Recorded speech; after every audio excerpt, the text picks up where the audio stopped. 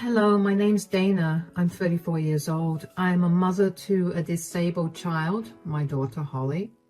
I had Holly when I was in a relationship with my ex-husband. The two of us had always wanted a child, so we tried immediately after we got married and I got pregnant with Holly. However, I had to give birth prematurely and Holly didn't get to fully develop physically. Her arms aren't developed and her legs are all crooked. Anyway, it takes a lot more patience to raise a disabled child. The stress of it all got to my ex-husband and he asked for a divorce just a few months after Holly was born. I was devastated after that, and I barely made it out of the divorce alive. The only person that kept me going was my sweet baby girl. I made a promise to myself that if I ever got into another relationship, I would never be with someone who would not see Holly as a child and would rather see her as just a disabled person. 4 years after my divorce, I met Jake at a coffee shop. The coffee shop was crowded and we ended up sharing a table. We got to talking and we spent a good while talking. We decided to meet up again, and before I knew it, I began developing feelings for him. So I informed him that I was a single mother to a disabled child, and if he was not okay with that, we'd have to stop meeting. He told me he was okay with that, and that he had a daughter from a previous marriage. We dated for 1.5 years before we introduced each other to our kids, and I loved his daughter, Kiara. Not only because she was so sweet, but also because she got along so well with Holly. She treated Holly like a regular kid, and it made my heart melt. Kiara was significantly older. She was around 14 when I first met her, and even though good behavior is expected from kids at that age, it was still heartwarming to see her treat Holly so well. After we introduced each other to our kids, Jake and I decided to move in. Jake had his own home while I lived in a rented apartment, so we figured that Holly and I would move in with him. A few months after we moved in together, Jake proposed to me and I happily said yes. I was practically floating on cloud 9 after we got engaged. I never thought that my life could get any more perfect.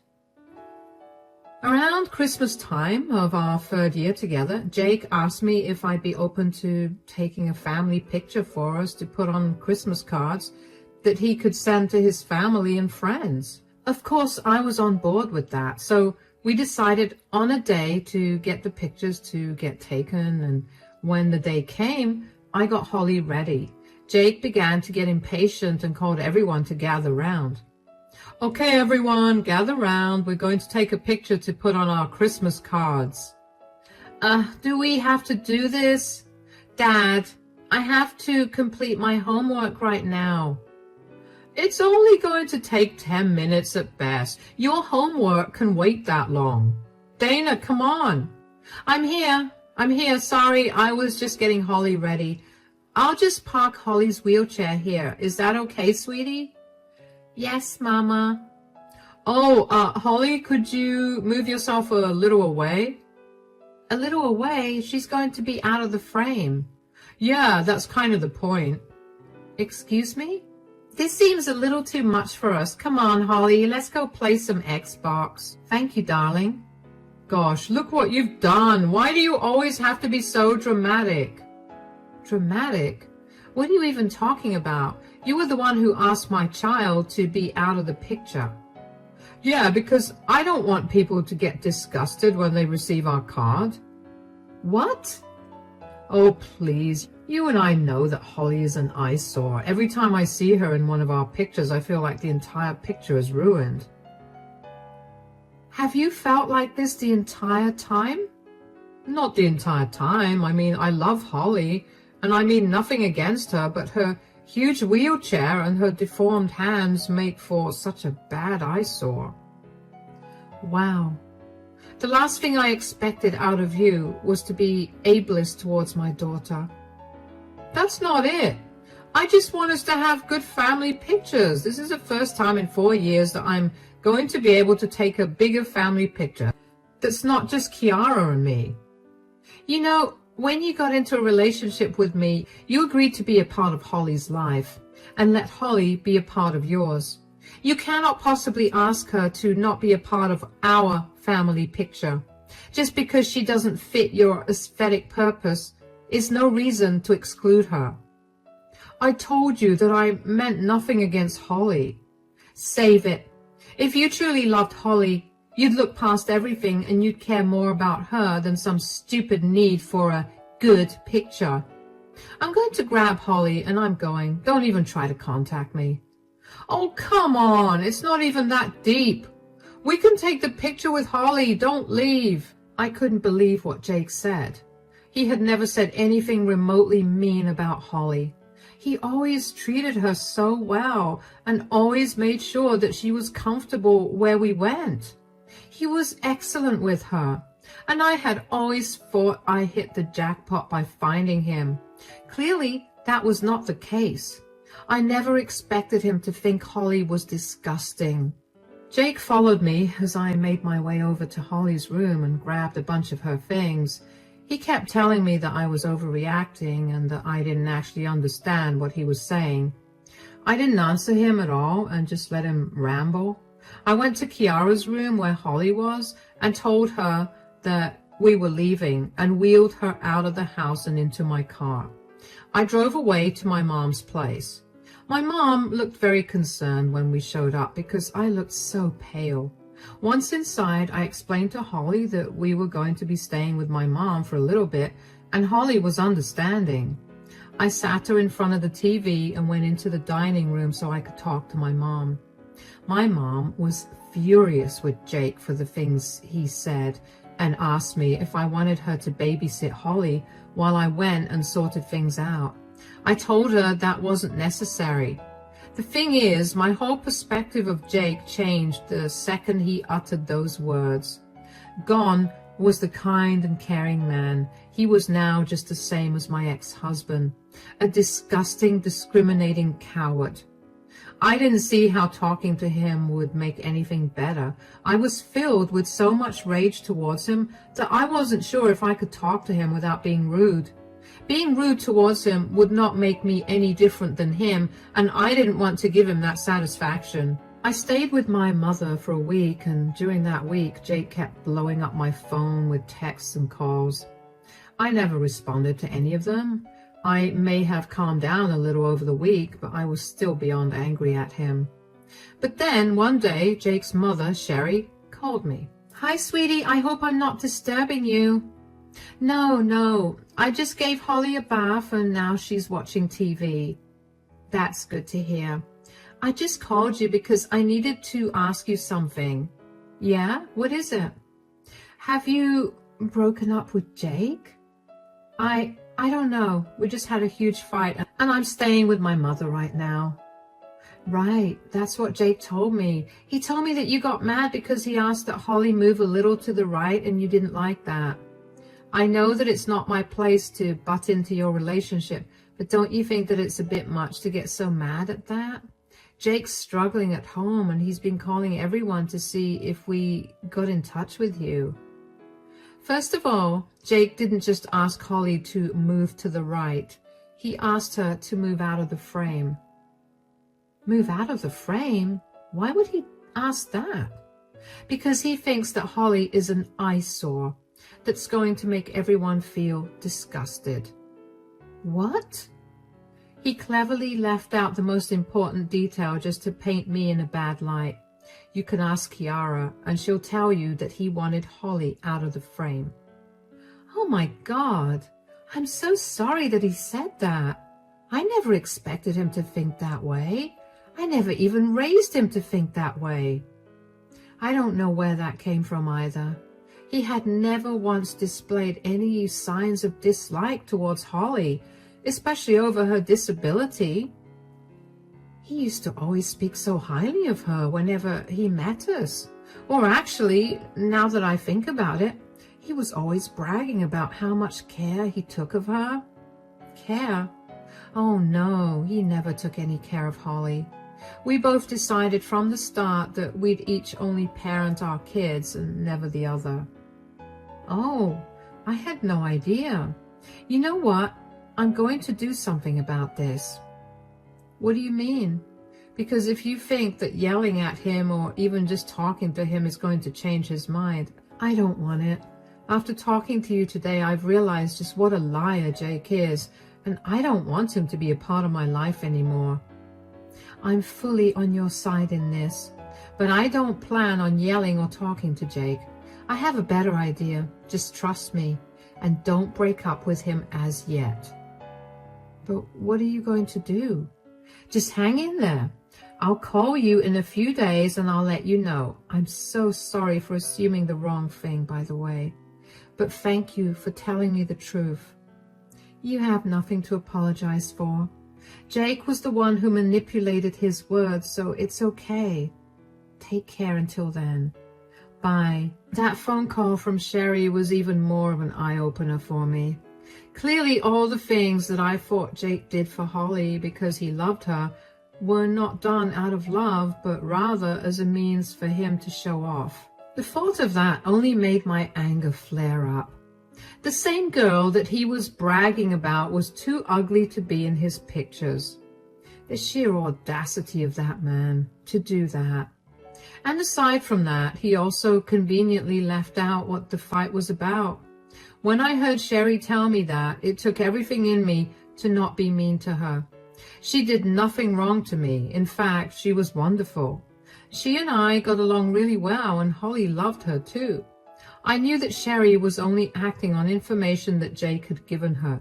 Jake knew how well Sherry and I got along, and I didn't know if this was his way of ruining our relationship.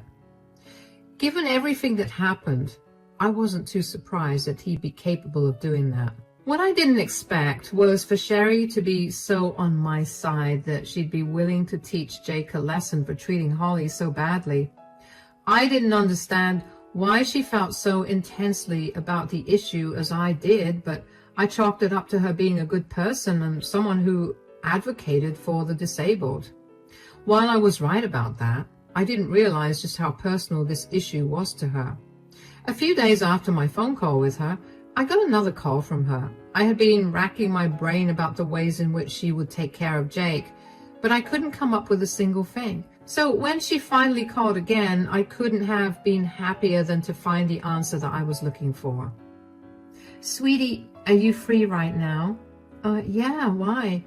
Hold on, my mother wants to talk to you. Your mother? Why? Is everything all right? Yes, nothing to worry about. I was just telling her about what happened between you and Jake, and she wanted to talk to you. Oh, yeah, of course, I don't mind talking to her.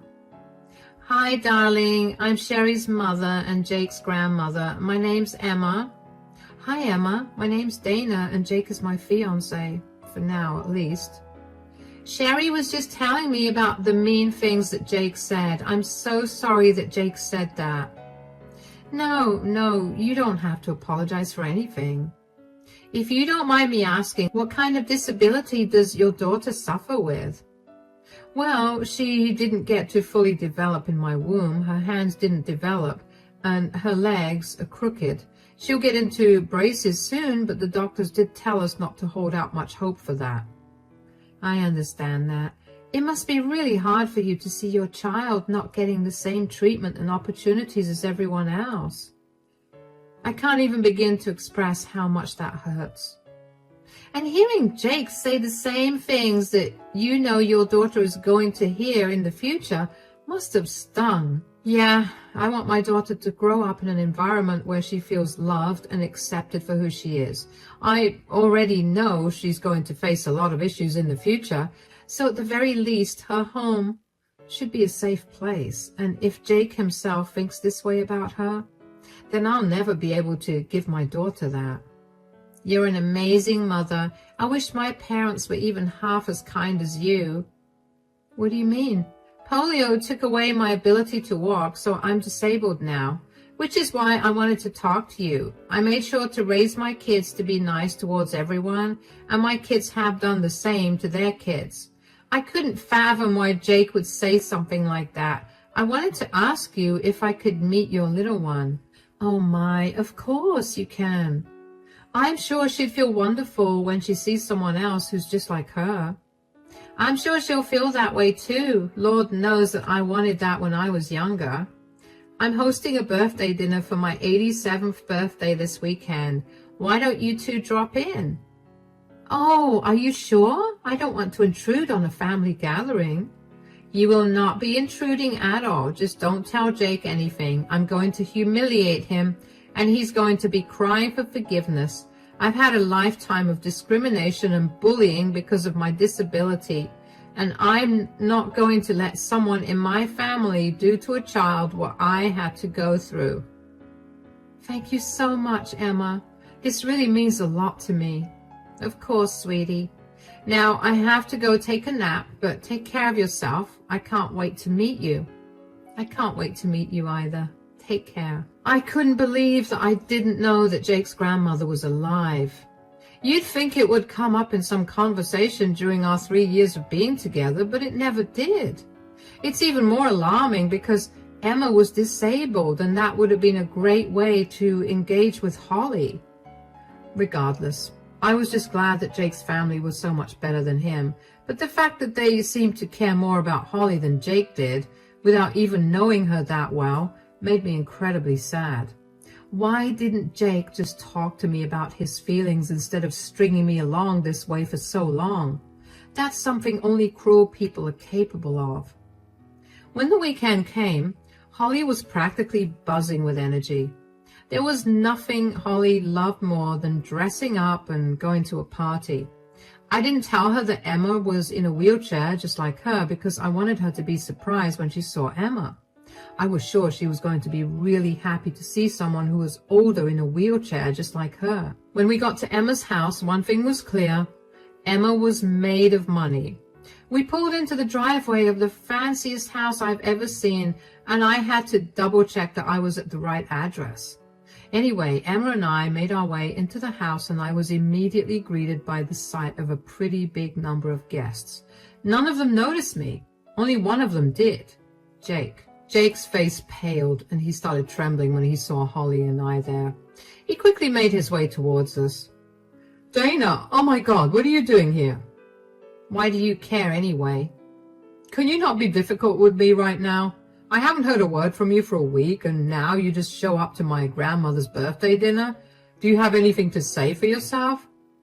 I don't have to say anything. You are the one that needs to apologize.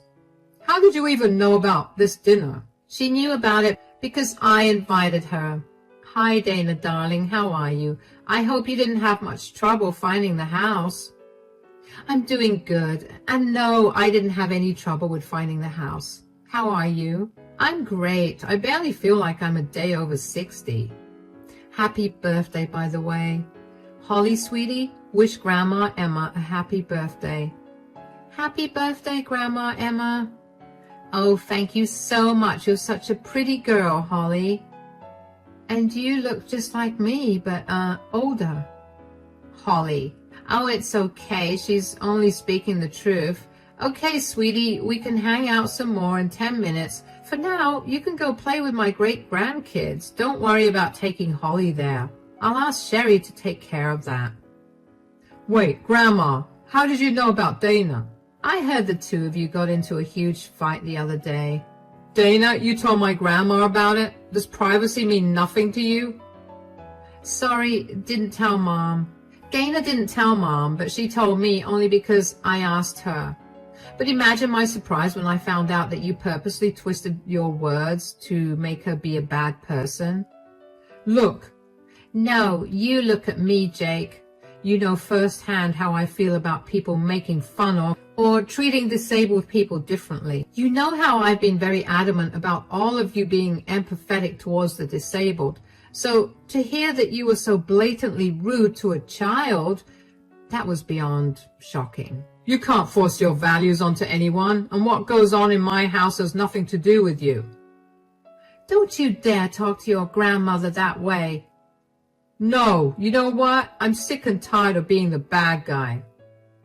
You wouldn't be the bad guy if you just behaved decently.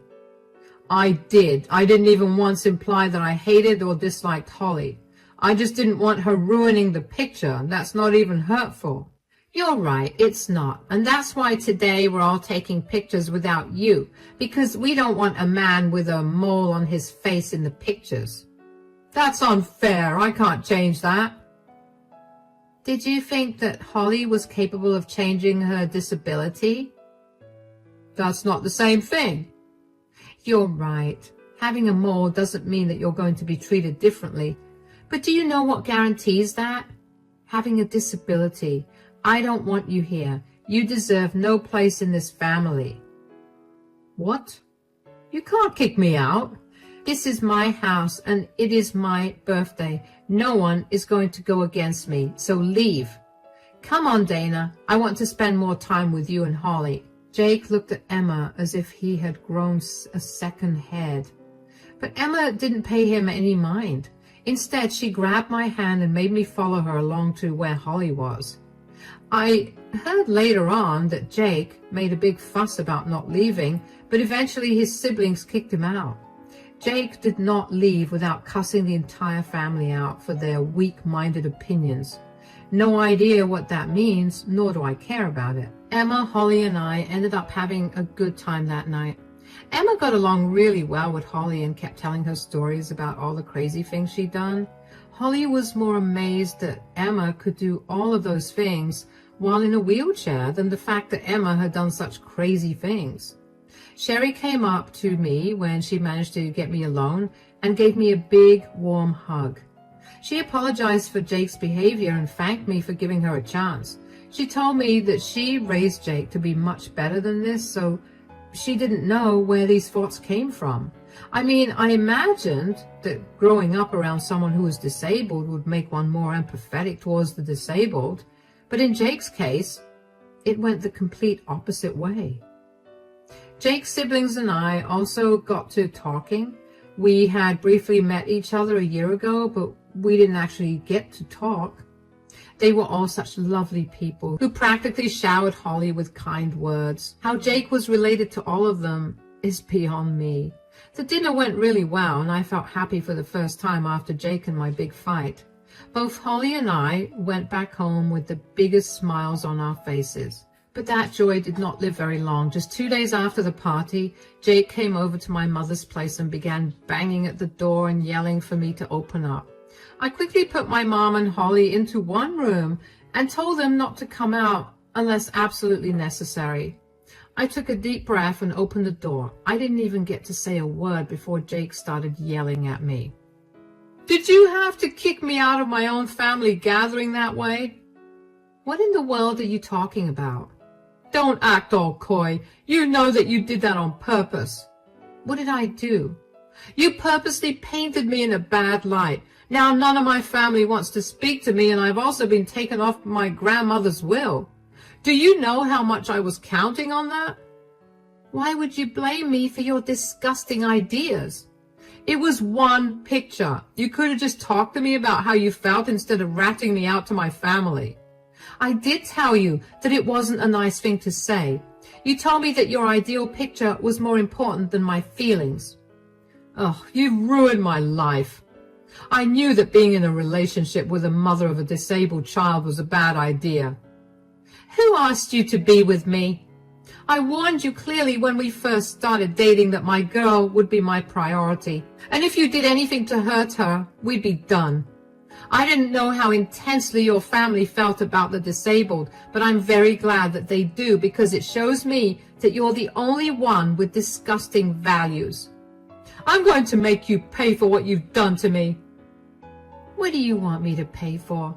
A lesson in ethics and morality? Because I hope what's happened here has been enough. You're impossible. You need to talk to my mom and my grandmother about this. Tell them you are lying and get them to talk to me again. I don't have to do any of that. I did not lie, and they're angry at you for not only saying disgusting things, but also for lying to them.